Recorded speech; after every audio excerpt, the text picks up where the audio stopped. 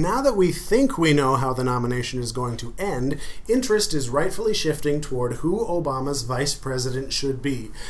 The messages that I get from you guys tend to focus on Hillary or John Edwards or Bill Richardson. Also, I've seen some speculation that McCain is going to choose Mitt Romney or Mike Huckabee.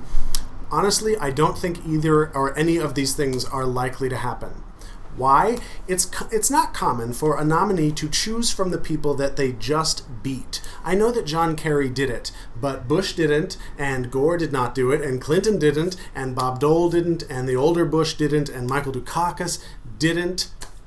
Failed candidates are weak. You could pick somebody who's got a great reputation that's still thought of as a winner, that hasn't been through a political sausage grinder. Why choose one of the losers when you can have one of these sort of unblemished, untarnished figures and sort of raise them up because of their, exceptional qualities? So that's the principle. Let's actually look at these people one by one and see if there are any good exceptions to the rule. Start with the big dog, Hillary Clinton. Well, like I just said, she is an alpha dog. She's an alpha dog by nature. She's a boss. And the job of vice president is to stand there and nod whenever the president speaks. Do you really think she's cut out for that? I mean, come on, you guys who want Hillary to be vice president. I would love to see you fans of Hillary shift your view away from the unity ticket and start thinking about making her Senate Majority Leader, because that's a real position. That's a place where she will be allowed to disagree with the president, and when she disagrees, she will have real political leverage to push back. The vice president doesn't do that. If you want her to be vice president, then you want to shut her up, okay? The only real problem with what I'm saying, though, is that 60% of Democrats now want her to be vice president. Ugh. It's just not, it's not a good idea. It doesn't fit her. If she has goals, she won't be able to accomplish them there. But because you 60% exist, that means that she had better make a big-ass show out of not wanting it. And I'm talking about dogs and ponies and interpretive dance. If she refuses to refuse the position publicly, then that is big trouble, and he had better just give it to her against anybody's better judgment. But let's assume that she has actual policy goals and wants to accomplish them. She knows that the place to do that is the Senate. And hopefully she's eyeing majority leader. As my senator, I hope she's doing that. Let's leave it at that and keep this moving.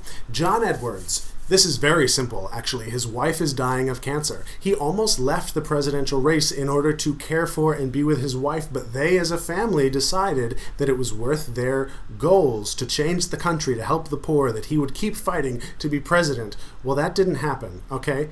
And the role of vice president, also known as chief wingman, is not worth abandoning his wife to take this high-pressure job. He's going to stay with his wife. He's rich. He doesn't need a job. He's going to stay with his wife. Okay, Bill Richardson has a great resume, but we all saw what a bad candidate he is.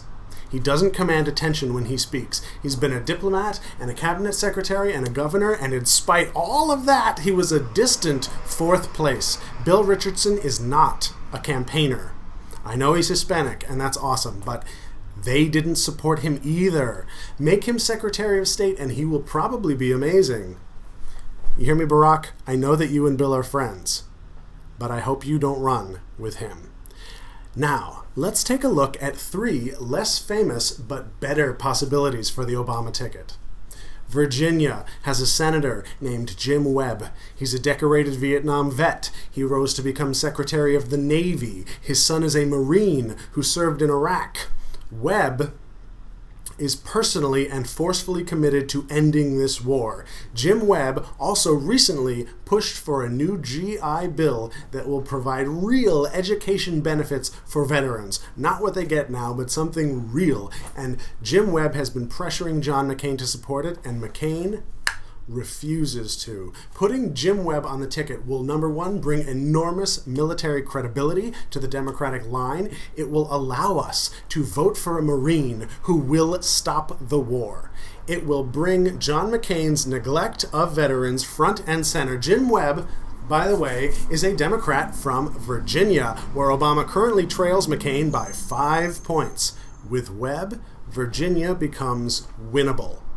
Let's look somewhere else. Let's move a few hundred miles to the west and go to Ohio, which has a senator named Sherrod Brown, who has been among the most anti-war voices in the Senate. Sherrod has deep roots in Ohio, having been born there, gone to school there, and held office there for many years, most recently winning the Senate by a firm 12 points. Like a good Rust Belter, Sherrod Brown was one of the strongest opponents of the Central American Free Trade Agreement, and is an unbiased, all-around progressive. Many people consider Ohio to be the most important swing state, and Obama currently trails McCain there by just about 2 points. Sherrod Brown could fix that. Now, if you're worried about having 2 black candidates on the ticket, then you should know something. Sherrod Brown looks like this. Sherrod Brown! He is in fact a white guy with a black name. This has already caused some confusion when in 2006 my buddy Rush Limbaugh accused the Ohio Democrats of nominating Sherrod for the Senate because he's black. Rush Limbaugh thought this man, hi everybody, was nominated because he's black. No, the only weird racial component that comes with choosing Sherrod as a running mate is that all the bumper stickers would then say Obama Brown, which is a little bit weird. Our next stop on this tour is just a little bit to the side, but to the south and to the west, I think, where Governor Kathleen Sebelius is in her second successful term, most recently winning by a remarkable 17-point margin in a state, Kansas, where Republicans outnumber Democrats 2-1. That is a stacked deck, and this deck has prevented Governor Sebelius from making major ideological strides, but she has done a lot for good government. In 2005, Time magazine named her one of the top governors in America. Why? Because she balanced a budget which had over $1 billion deficit and increased funding for education, all without raising any taxes. In an economic year, this woman gets a gold star.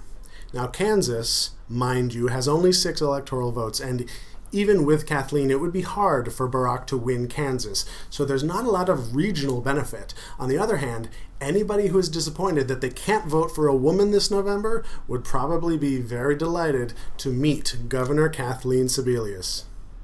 3 great candidates. If you want to undercut John McCain's military strength and carry a brand new swing state called Virginia, then you want Jim Webb, made of metal. If you want the most ideologically progressive choice that would make an excellent leader in 2016 and help carry the most important swing state of Ohio, then you want Sherrod Brown. I'm still white. If you want a candidate of a strong economy that will unite the Democratic Party around an even more history-making administration, then your candidate is Kathleen Sebelius. Lemon bars. There are many more choices, but pretend you have those 3. Which one do you want?